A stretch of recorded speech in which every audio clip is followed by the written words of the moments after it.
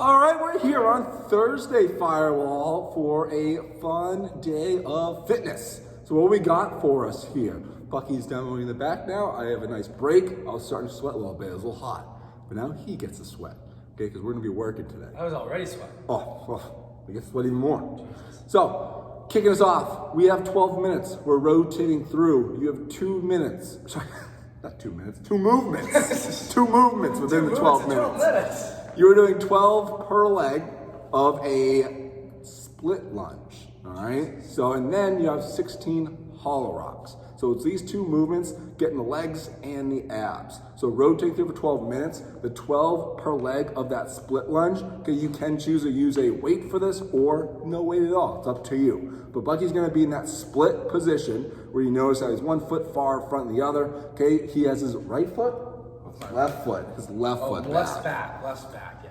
The foot that's in front is going to be taking most of the weight. So when Bucky travels down to the ground, so that back knee is going to lightly kiss the ground, his core has to stay tight and the chest stays tall the whole time.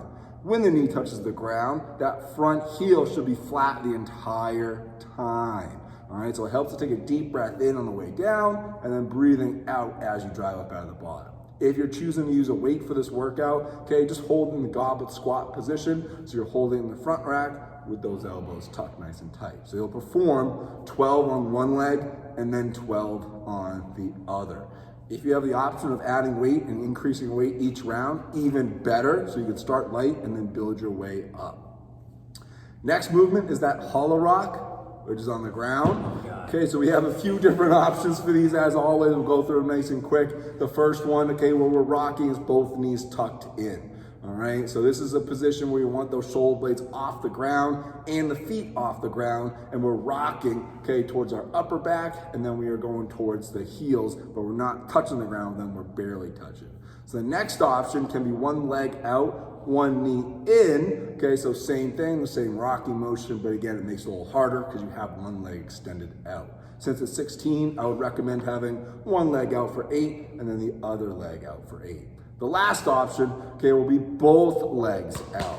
All right, so this will be one of the harder ones, okay, with both legs out, keeping the core tight in that same rocking motion. For all the movements we just did, okay, you can have the option of putting those hands overhead, so that would be the hardest option. Going back down to that one knee tucked in, that'll be a little bit harder than we did before, and then both knees tucked in with the hands overhead. So again, just adds that little stress on those shoulders during these hollow rocks. But again, it's 12 per leg of the split lunge and 16 hollow rocks for 12 minutes, rotating back and forth.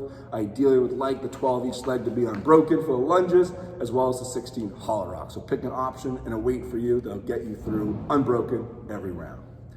Then we got a nice AMRAP, 15 after. 3 movements, 45 air squats, then we have 25 alternating renegade rows, and then 150 meter overhead carry. So the first movement there, that air squat, feet are underneath our shoulders. We want to maintain a nice tall chest, okay, to start out, but once Bucky takes a deep breath in and tightens up that core, those chest will slightly lean forward as the butt goes down and back towards our heels. The knees, make sure they drive out, not in towards each other, and the weight always maintains in the heels, and we drive up, leading with that chest, squeezing our butt at the top. All right, so those 45 air squats, we want to be in about 1 to 2 sets, or try and just maintain a smooth pace the entire time to keep moving. As always, keeping the full range of motion all the way down, squeezing that butt all the way at the top. Next movement, 25 alternating renegade rows. So this is with a single dumbbell. We have it starting in our right hand. Bucky's gonna be in the top of his push-up position. We can widen those feet out to give us some balance, but the whole time we should be squeezing our core, butt, and quads, and he's gonna row that dumbbell, okay, to his chest, squeezing that elbow to our side, and when we go back down, we don't wanna go straight down, we wanna go diagonally across, hand it off to the other hand, okay, so that is in good position to get the next row, and it's a smooth transition. All right, so notice how the whole body's not moving, it's just that arm doing the row, and the other arm is there for stability. So you wanna keep it locked out the whole time and not lawnmowering that dumbbell. All right, so it is 25 alternating. Sorry, KP, it is an odd number. Oh, I know. Hopefully you get an even amount of rounds. All right, next, the 150 meter overhead carry. So this can be with a plate if you have one. Okay, if you have a dumbbell, that's fine. You can do the same thing here. So it's 150 meters of an overhead carry. So it's a walk. Okay, so hopefully you have 150 meters marked out. Okay, if you're here at the gym, we'll have it marked out for you.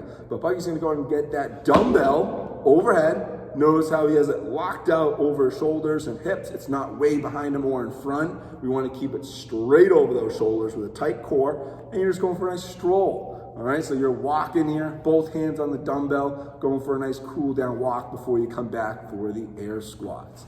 If your shoulder mobility is not the greatest, an option can do half of it with it in one hand, so you're holding over it and make it a little bit easier, and on the way back, just switch it to the other hand.